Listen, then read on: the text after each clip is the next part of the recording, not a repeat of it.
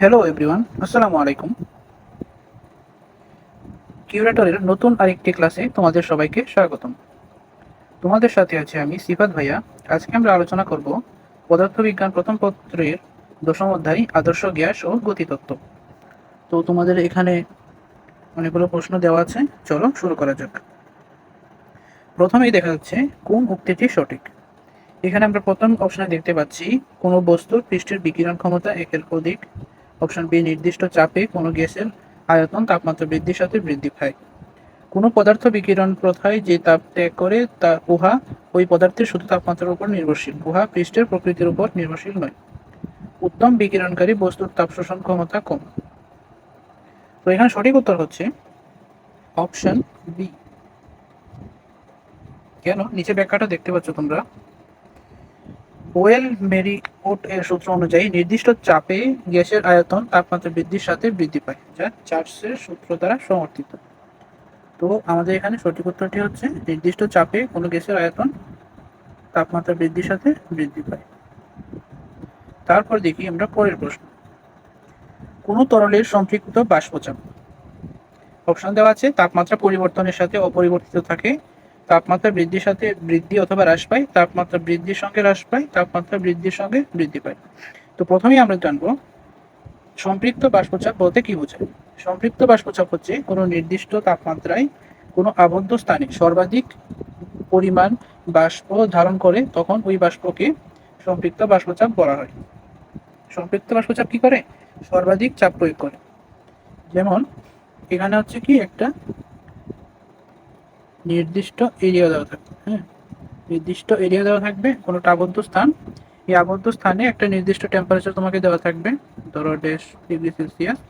তো এই তাপমাত্রার মধ্যে ওই আবদ্ধ স্থানে সর্বাধিক যে পরিমাণে জলীয় বাষ্প ধারণ করা যাবে, তো সেটাকে কি বলা হয়? সম্পৃক্ত বাষ্পচাপ। ধরো এটা হচ্ছে একটা পাত্র, তো এই আবদ্ধ পাত্রের মধ্যে যে পরিমাণে জলীয় বাষ্প ধারণ করতে পারবে একটা নির্দিষ্ট টেম্পারেচারে, তো এটা কি বলা হয়? সম্পৃক্ত বাষ্পচাপ। তো সম্পৃক্ত বাষ্পচাপ কি করে? তাপমাত্রা বৃদ্ধির সাথে সাথে তরলের সম্পৃক্ত বাষ্পচাপ বৃদ্ধি পায়। তাপমাত্রা বৃদ্ধির ফলে অণুগুলোর গতিশক্তি বাড়ে। যখন আমরা এখানে হিট দিব,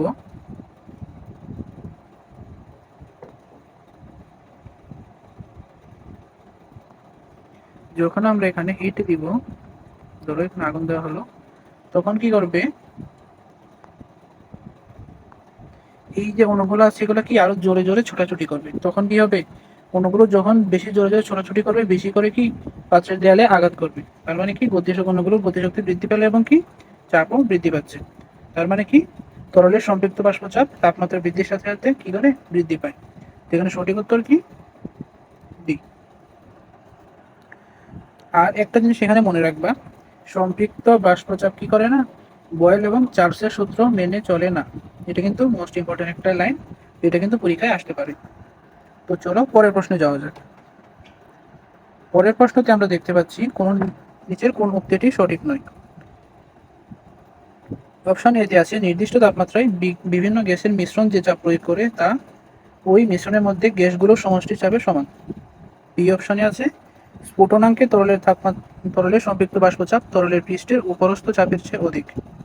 সিতে দেখতে পাচ্ছি তাপমাত্রা হ্রাসের সাথে অসম্পৃক্ত বাষ্পচাপ হ্রাস পায়। আর অপশন ডিতে আছে সম্পৃক্ত বাষ্পচাপ বয়েলের সূত্র মেনে চলে। একটু আগে আমরা একটা বলে আসছিলাম যে কি সম্পৃক্ত বাষ্পচাপ বয়েল এবং চার্লসের সূত্র কি মানে না। তো আমাদের সঠিক উত্তর কি? এটা সঠিক নয়। নিচে তোমরা দেখতে পাচ্ছ সম্পৃক্ত বাষ্পচাপ বয়েলের সূত্র মেনে চলে না, কারণ বয়েলের সূত্র আদর্শ গ্যাসের জন্য প্রযোজ্য, যেখানে তাপমাত্রা স্থির থাকে এবং বাষ্পায়ন এড়ানো হয়। তো আমরা আসি পরের প্রশ্নে। কোন উক্তিটি সঠিক নয়? বাতাসের তাপমাত্রা 30 ডিগ্রি সেলসিয়াস হতে কমে 20 ডিগ্রি সেলসিয়াস হলে আপেক্ষিক তাপ আর্দ্রতা বেড়ে যাবে। এখানে সঠিক উত্তর হচ্ছে ডি। শিশিরাঙ্ক কি করতে পারে না? 0 ডিগ্রি সেলসিয়াসের নিচে নামতে পারে না। কেন পারে না? শিশিরাঙ্ক হচ্ছে একটা টেম্পারেচার, মনে রাখবো শিশিরাঙ্ক কি? একটা টেম্পারেচার। টেম্পারেচার কি? যেটা 0 ডিগ্রি সেলসিয়াসের নিচে নামতে পারে না। কারণ কি? শিশিরাঙ্ক হলো সেই তাপমাত্রা যেখানে বাতাস এবং জলীয় বাষ্প সম্পৃক্ত হয়ে শিশির আকারে জমা হয়। তারপরে আসি পরের প্রশ্নে। পিভি ইকুয়াল টু কে, এই সমীকরণটি সাধারণভাবে কোন সূত্রে প্রকাশ? তো চলো আমরা উল্টাভাবে যাওয়া শুরু করি। পিভি ইকুয়াল টু কে, তো আমরা যদি এখানে ধ্রুবকটাকে উঠিয়ে দিই তাহলে আমাদের মধ্যে কি আসবে, সমান চিহ্নটা উঠে যাবে এবং একটা প্রপোর্শনাল টু সাইন আসবে। সুতরাং দেখো পি প্রপোর্শনাল টু 1/v অথবা ভি প্রপোর্শনাল টু 1/p। তো এটা কি, আমি এখানে কি দেখতে পাচ্ছি যে এখানে কি, যেহেতু টেম্পারেচারটা ধ্রুবক আছে তার মানে যে নির্দিষ্ট তাপমাত্রায় এখানে আমরা কি দেখতে, চাপটা কি আয়তনের ব্যস্তানুপাতিক বা আয়তন কি চাপের ব্যস্তানুপাতিক। এটা কোন সূত্র, এটা হচ্ছে আমাদের বয়েলের সূত্র। সঠিক উত্তর অপশন বি। তারপরে আমরা দেখতে পাচ্ছি কোনটির উপর বাষ্পায়ন নির্ভর করে না। বাষ্পায়ন কোনটির উপর নির্ভর করে না, তরলের প্রকৃতি, হ্যাঁ অবশ্যই এটার উপর নির্ভর করবে। তরলের তাপমাত্রা এটার উপর নির্ভর করবে। বায়ুর আর্দ্রতা, বায়ুর আর্দ্রতা বেশি হলে বাষ্পায়ন কম হবে, এটার উপর নির্ভর করছে। বায়ুর তাপমাত্রার উপর নির্ভর করতেছে। তো কোনটির উপর নির্ভর করে, এখানে সঠিক উত্তর হচ্ছে অপশন ই, কোনোটিই নয়। বাষ্পায়ন তরলের প্রকৃতি, তাপমাত্রা, বায়ুর আর্দ্রতা এবং বায়ুর তাপমাত্রা উপর নির্ভরশীল, তাই কোনোটি নয় সঠিক উত্তর। তারপরে দেখতে পাচ্ছি পাইরোহেলিওমিটার দ্বারা কত পর্যন্ত তাপমাত্রা পরিমাপ করা যায়। এটা একটা ইন্টারেস্টিং প্রশ্ন। বিজ্ঞানের অগ্রগতির যুগে আমরা কি দেখতে পাচ্ছি, আমরা সূর্যের যে তাপমাত্রাও কি নির্ণয় করতে পারি। এটা দিয়ে পাইরোহেলিওমিটার দিয়ে সাধারণত কি করা হয়, সূর্য থেকে আসা যে তাপ যে আসে তো ওটা পরিমাপ করা হয়। এটা সর্বোচ্চ সীমা প্রায় 6000 ডিগ্রি সেলসিয়াস। তো সঠিক উত্তর হচ্ছে অপশন বি। তারপরে প্রশ্ন হচ্ছে 8, একটি পাত্রের আয়তন 500 ml, এতে 100 সেন্টিমিটার মার্কারি চাপে কার্বন ডাইঅক্সাইড গ্যাস আছে। ইহা নলের সাহায্যে স্টপককের দ্বারা অন্য একটি 80 সেন্টিমিটার মার্কারি চাপে নাইট্রোজেন ভর্তি 100 ml আয়তন বিশিষ্ট একটি পাত্রের সাথে যুক্ত আছে। স্টপককটি খুলে দিলে মিশ্রিত গ্যাসের চাপ সেন্টিমিটার মার্কারিতে কোনটি হবে।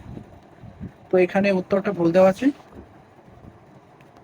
এটা ভুল। আমরা ম্যাথটা করার চেষ্টা করব। তো তোমরা ডান পাশে দেখতে পাচ্ছ প্রথম পাত্রের আয়তন V1 হচ্ছে কি 500 ml, চাপ P1 equal to 100 centimetre mercury. দ্বিতীয় পাত্রের আয়তন 100 ml, P2 চাপ 80 সেন্টিমিটার মার্কারি। তো আমাদের ভি টোটাল কত, 500 প্লাস 100 সমান সমান কত, 600 ml। এবং আমরা এখন যে সূত্রটা ইউজ করবো, P final equal to P1 V1 plus P2 V2 by V total. তো সঠিক উত্তরটি হচ্ছে, দেখতে পাচ্ছ 96.67 সেন্টিমিটার মার্কারি। উত্তরটা এখানে দেওয়া নাই, আমি লিখে দিচ্ছি 96.67 সেন্টিমিটার এইচপি। তো এবার আসি পরের প্রশ্ন, নিম্নের কোনটি গ্যাসের গতিতত্ত্বের জন্য সঠিক। অপশন ডি, অণুগুলো কি অক্রম গতিতে গতিশীল। গ্যাসের অণুগুলো সবসময় গতিতে চলাফেরা করে এবং বিভিন্ন দিক থেকে কি হয়, সংঘর্ষে লিপ্ত হয়। যেমন এখানে আমরা যদি একটা বক্স আঁকি, দুইটার ভিতরে যে গ্যাসের যে অণুগুলো আছে, ধরেন একটা অণু, এটা কি হবে, বিভিন্ন দিক থেকে যাবে,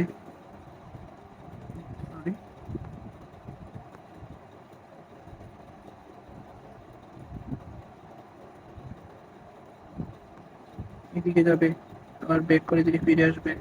এভাবে কি বিভিন্ন অণু বিভিন্ন দিক থেকে ছোটাছুটি করবে এবং একে অপরের সাথে সংঘর্ষে লিপ্ত হবে। তারপরে দেখো, নিম্নের কোনটি 16 ডিগ্রি সেলসিয়াস তাপমাত্রায় মিলিমিটার মার্কারিতে সম্পৃক্ত জলীয় বাষ্পের চাপ।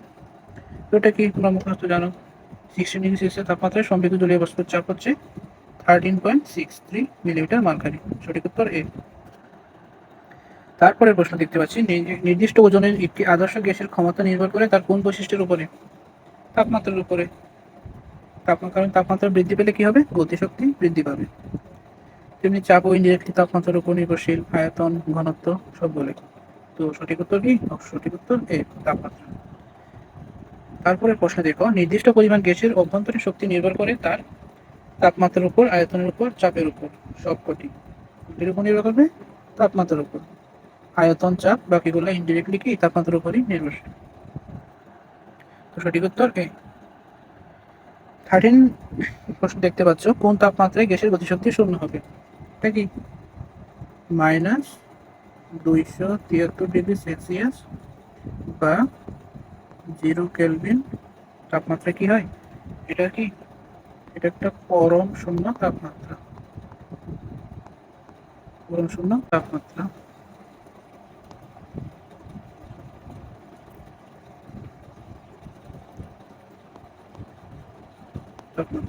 এই তাপমাত্রা কি হয়ে যায়? গ্যাসের গতিশক্তি শূন্য হয়ে যায়।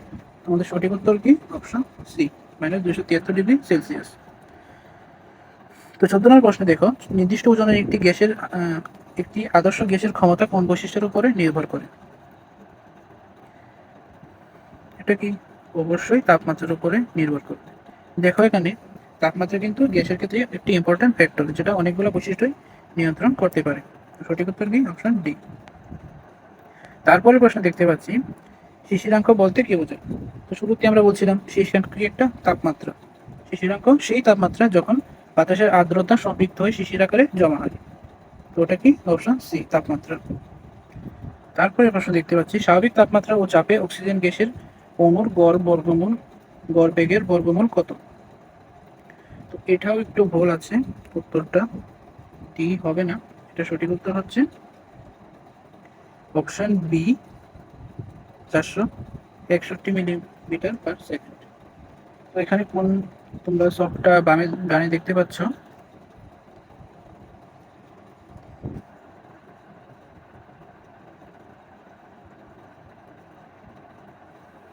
তারপরে প্রশ্ন দেখো, কোন একটি নির্দিষ্ট ভরের গ্যাসের তাপমাত্রা স্থির থাকলে উহার আয়তন ব্যস্ত অনুপাতে পরিবর্তিত হয়। তো এটা কার সূত্র? আমরা সবাই জানি এটা কি? বয়েলের সূত্র। Option B. এই সূত্রটি কি বয়েলের সূত্র নামে পরিচিত। এটি বলে যে নির্দিষ্ট তাপমাত্রায় গ্যাসের আয়তন চাপের বিপরীতানুপাতিকভাবে পরিবর্তিত হয় বা ব্যস্তানুপাতিক বলা যায়। অর্থাৎ চাপ বৃদ্ধি পেলে আয়তন কমে এবং চাপ কমলে আয়তন বাড়ে। পরম শূন্য তাপমাত্রা বা অ্যাবসলিউট জিরো এর মান কত? আমরা একটু আগে দেখেছিলাম 0 কেলভিন বা -273°C, এবং ফারেনহাইট স্কেল কি? সেটা -459.67 ডিগ্রি ফারেনহাইট। তখন সঠিক উত্তর কি? 0 কেলভিন। তারপরে দেখো, একটি দ্বিপারমাণবিক গ্যাসের জন্য স্বাধীনতার মাত্রা কত? এটা সবাই জানি, 5 মুখস্থ।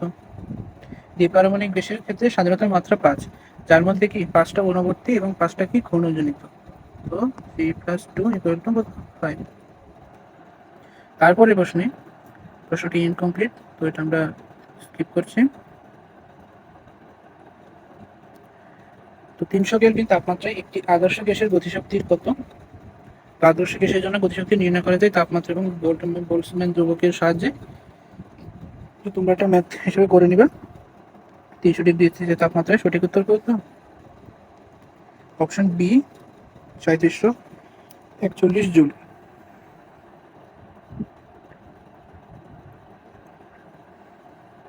তো এই ছিল আজকের ক্লাস। তো আমরা অল্প সময়ের মধ্যেই অনেকগুলো প্রশ্ন সলভ করে ফেলেছি। তো তোমরা এভাবে পড়াশোনা করবে, চালিয়ে যাবে।